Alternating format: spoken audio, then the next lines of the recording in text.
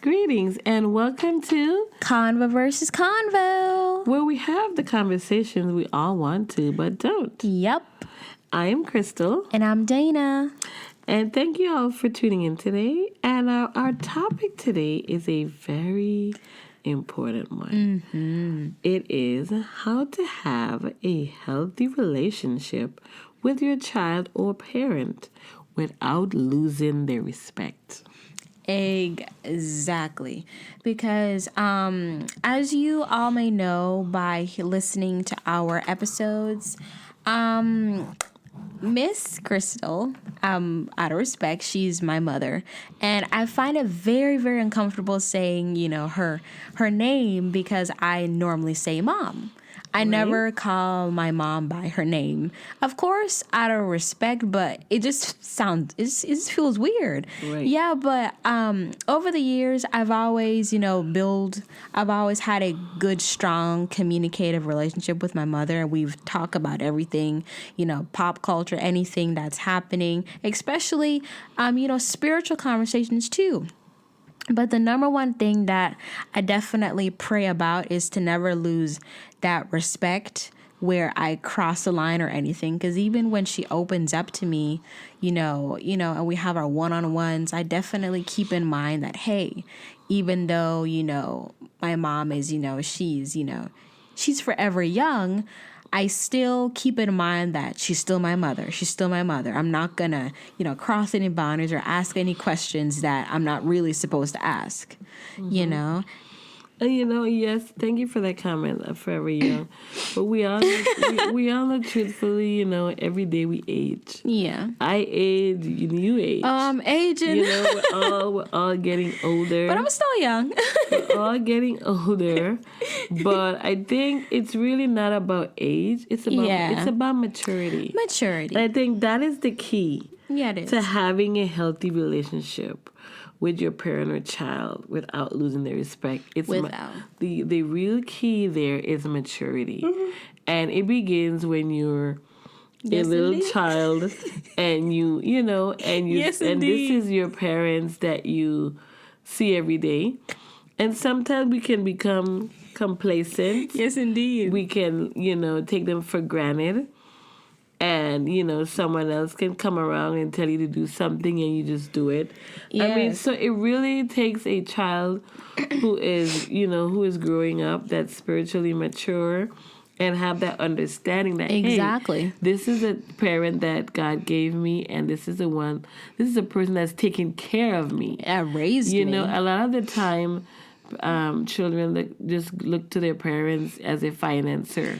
Exactly. That you take care of me, but then when is the turn for the child to do what they're supposed to do, they renege. They rebel. They're having trouble. Exactly. Being obedient, but yet I'm supposed to take care of you. Yeah. I'm like, that's not happening. Exactly. So having said that, I just think that parents really need to set that solid foundation in place, and it needs to start with discipline. Exactly. Yeah, and another thing, Mom, while you're on that topic, why do you think specifically moms, because I hear this a lot on television or on talk shows or in movies, because most moms want to be the cool mom. Right. But why do you think most moms specifically think that they want to be their child's friends or friend because they don't want to seem like the harsh or the strict mom that no one wants to be around? Why do you think most moms want to be? I know the exact answer to that. And the answer is this.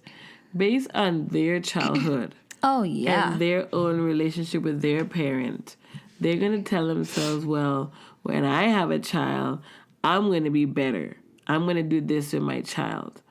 And I think when we have that attitude, we just miss the whole understanding of what it means to a parent. The whole purpose. To be a parent. A parent isn't your friend, but they will be a friend to you because they sacrifice for you.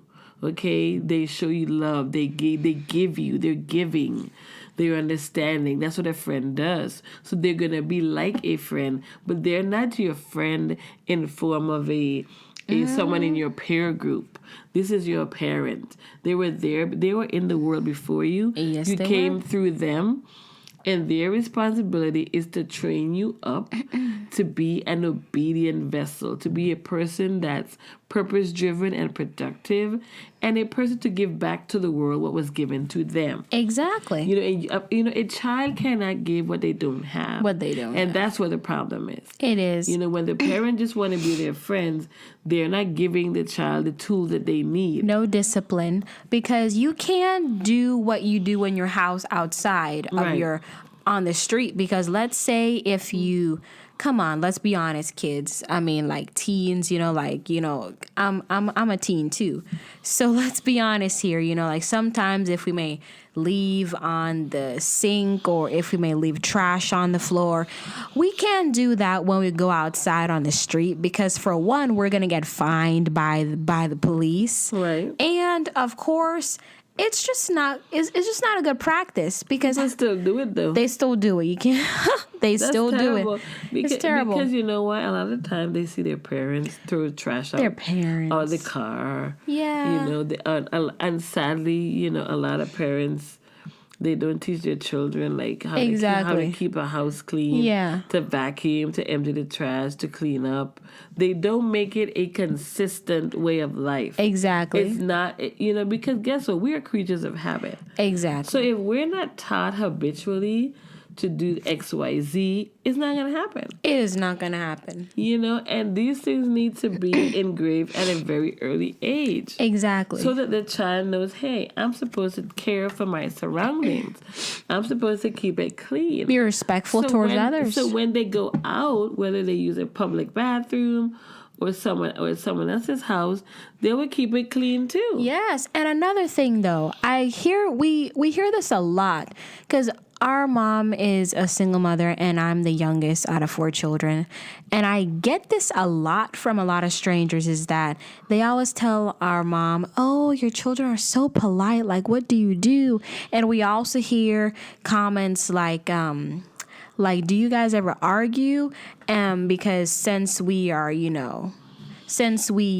keep in mind that we're also representing, our Lord and Savior, and we always keep in mind that, that our mom raises better than that to be, acting out of sorts outside of the home. Right. Yeah. So, and another thing, the most important thing is to remember that, hey, even though if people may think that, oh, if you argue at home because you may not show that outside, the most important thing is to don't let that get to you or making you feel like, oh, so since we're not arguing, then maybe we should, argue. But you know what? Here's the thing, guys. I'm going to keep it all the way real. As a parent, I always knew I had the authority. Yeah. I'm going to break it down right now. Okay, I'm going to give you guys the answer as how to have a healthy relationship, and it's this. You have to use your authority, but in a loving way, in a way that you're treating your child the way you would want to be treated, with respect and honor and dignity, and of course with love. But you need to understand that, listen, you are the authoritative figure in the home. You're the priest in the home. Okay, you call service. Your home is a church. Okay, you're teaching your child to give. Yes, you are. Back to people, unto the Lord right there. You have offering. You have tithes and offering in your home. Exactly. You're teaching your child how to sit and commune together and break bread. You are the one that's providing for your child. Your child isn't providing for you. Don't get this twisted here. And that's where the problem is. A lot of parents, they feel sorry. Again, as I said, earlier, that they feel that because they were mistreated growing up, they want to spoil their children or spare them. No, what does the Bible say? Do not spare the rod or spoil the child. And spoil the child. Mm-hmm. So that's where a lot of parents get into trouble. That's what they do. And the child ends up turning around and biting off their ear and just embarrassing them. And another thing I want to be, I would like to be made clear here. And you're sitting here listening, right? Yep. Our home, we're not perfect. No, we're not. By all means. By no means. But one of the things I will never tolerate is disrespect. Yeah. I don't care if you and your siblings, go back and forth, or you have a disagreement or whatever. Mm-hmm. It will happen. But we need to solve them, and we need to do it quickly, efficiently, purposefully, but also with a sense of love. Exactly. Okay? And often, and that's where the maturity factor comes in. Yeah. And because you and your siblings, you're all different, you're at different ages, or you're different people, some of you may get it and some of you won't get it at the moment. Yeah. It may take some of you a while to understand what's going on, or to look introspect or within yourself to see, okay, wow, this is how I really acted. And because I'm acting like this, we're not getting anywhere. We're not solving the issue. We're just going back and round and round and round. And that's really, that's immaturity. Very. You will never find a solution when you're not mature, when you don't know what the problem is. That is true. And how can you know what the problem is when you don't have understanding? When you can't see it? You're only seeing the other person as a problem, right? Exactly. You're not yourself, or what you did also. And when you can approach the issues like that, yep, you will be able to solve them. You'll be able to, when another one comes up, you'll be able to address it more efficiently. Yeah. So our home isn't perfect by no means, but I've always made sure that we communicate. Most definitely. We talk things out. Yeah. And and we are mature, and we just come to an understanding. Yeah, we do. And also is back to what we always discuss in our episodes for Convo versus Convo. It's all about having communication, right, and really talking. And especially as parents, by giving your child a platform to even be open with you, yes, that also helps with communication. And especially if you find that you and your children fight a lot, and sometimes some fights could be even violent, definitely take note and really ask yourself, why is my child spiraling out of control? Yeah, that's a very good point. What could have caused that? Because we've definitely heard stories of, young of parents, and they have children who are probably like 16 or 17. And those are the most precious years of a young person's life, because that's when they're actually asking themselves, like, why am I here? Yes, who I am. What am I actually going to do? Exactly. That's a very, very good point. I hope you guys are listening to that. It is. Because to any teen or adolescent or young person, she's just like you. Oh, yeah. And that's a very good point. It is. And I'm really grateful that, I really had my mom, here and present. Because raising 4 kids by herself, I saw that it really, really, really, really was not easy. Mm-hmm. But even despite the fact that she also had, her own emotions, she had her own feelings, she was always present when our emotions needed attention. Yes, guys, and for you parents out there, being a parent is a lot of sacrifice. You have to put your own, not put your feelings aside, but I used to really bring mine to the table. I was always vocal. My children always knew how I felt about everything. And I think that's what helped. Yeah. I never kept anything in. They always knew how I felt, but I also did a lot of listening too. And at times we fail to listen. We just want to talk down to or talk at. We don't listen, and that's the problem. That's another issue, why we don't have healthy relationships. So to sum it up, we need to listen more as parents. We need to listen more as children. We need to communicate better. We need to be more truthful. We need to just vocalize how we feel, and just get it out. And just know that regardless of whether it's in a one-parent household or two, you still have someone there. Some people, you might think that your situation is so bad, someone is worse than you. You're not alone here. Oh, yeah. And some of you may be saying, okay, well, you're talking to us, and you obviously have your mom. But I never had a mom. I don't have anyone. You must have somebody. I mean, if you're able to listen to us, you're in a home with a computer or you have a phone or something. You're in an environment where you can listen. So there's someone that you can talk to. Okay, whether it's a parent, grandparent, aunt, uncle, niece, your pastor, a counselor, a nurse, wherever you are, and you can listen to this, there is someone that you can reach out to. Yeah. Or if not, because sometimes there are some interesting people in this world. But if not, you can always talk to us.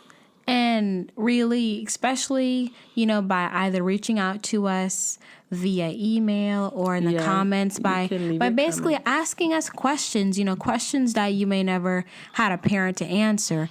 Or if you may never had a mom and you want to ask her or ask questions based off, especially girls. Yeah. There's some things that, relatives or uncles who may be raising us or grandfathers who may be raising us can't answer. Now, you could just share my mom. Oh. Yeah, she's good because I don't know how I would have been able to make it through puberty without her, honestly. Oh, thank you for saying that. And I don't mind answering any of your questions. You can leave them in the comment section. Yeah. I'm very swift to reply. Yeah, she is. Or, our email will also be there in the description. Yep.